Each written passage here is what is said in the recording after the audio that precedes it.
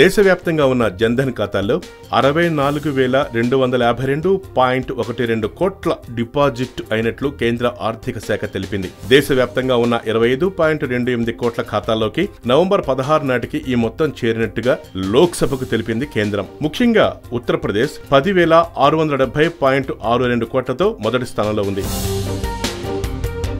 ఆ తర్వాత పశ్చిమ బంగాల్, తర్వాత రాజస్థాన్ 2-3 స్థానాల్లో నిలిచాయి. ఉత్తరప్రదేశ్లో అత్యధికంగా 3.79 కోట్ల ఖాతాలు ఉన్నాయని, అందుకే ఆ రాష్ట్రంలో 10,670.62 కోట్లు జమయ్యాయని కేంద్రం తెలిపింది.